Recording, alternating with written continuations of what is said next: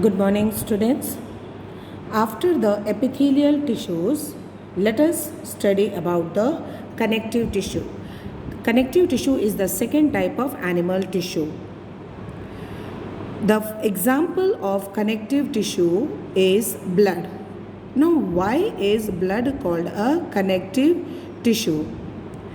This question I will ask you in the classroom. So children, please be prepared with the answer of this question, that why is blood called a connective tissue?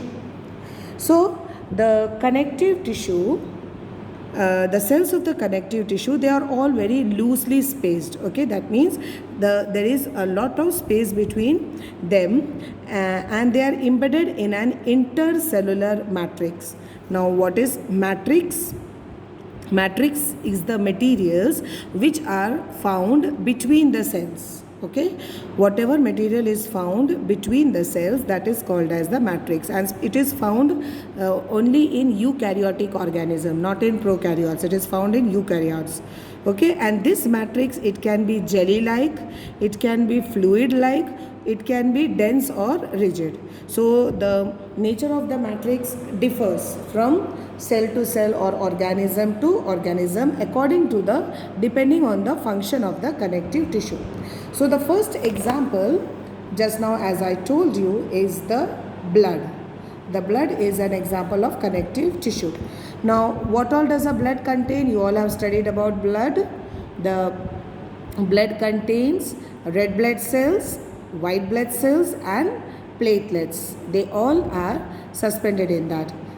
And the plasma, it contains proteins, salts, and hormones. What is plasma? Plasma is the liquid part of the blood. And the blood, as you all know, it transports gases, digested food, hormones, waste material. Everything is carried by the blood only.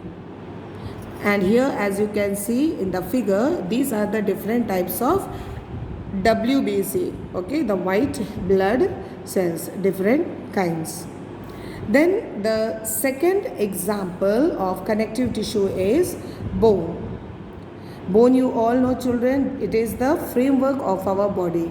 It supports the body, it anchors the muscles, and it also supports the main organs of the body. And it is a strong and non-flexible tissue. This also you know.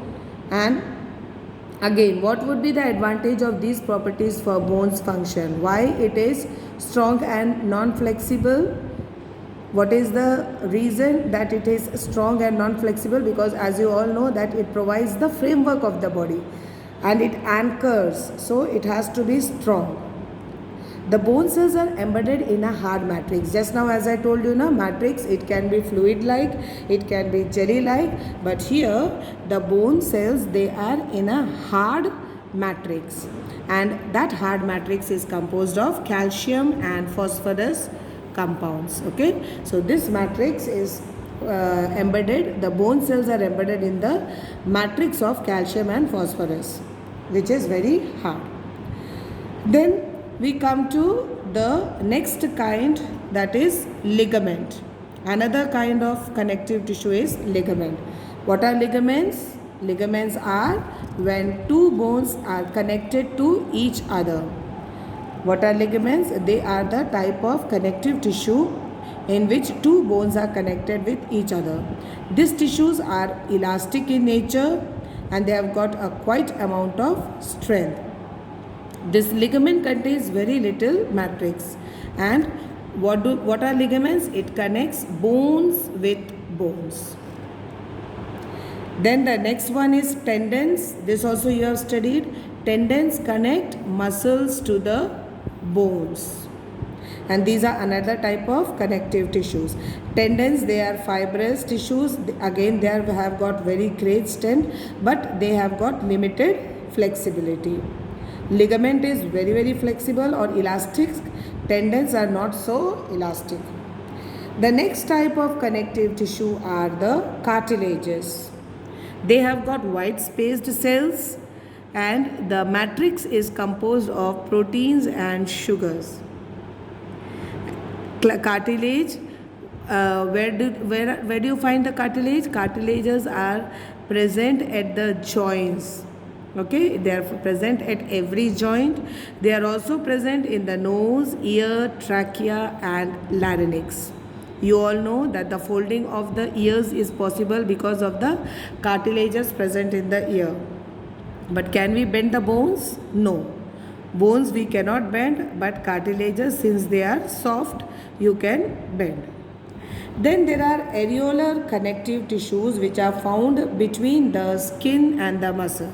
Areolar connective tissue found between skin and muscles, around the blood vessels and nerves, and also in the bone marrow. What does this do? This fills the space inside the organs. Areolar connective tissue, this fills the space inside the organs, and they support the internal organs and helps in the repair of tissues.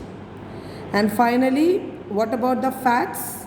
The fats, they are stored in the adipose tissue. The fats, they are stored in the adipose tissue, and they are found below the skin and between internal organs. The cells of these tissues are filled with fat globules, and you all know that what does the fat do? The fat acts as an insulator. It keeps your body warm. Okay, so the adipose tissue is found below the skin and in the internal organs. And what do the adipose tissue do? They store the fats. So I hope, children, that connective tissues are clear to all of you. So for today we will wind up. Be safe, children, and have a nice day.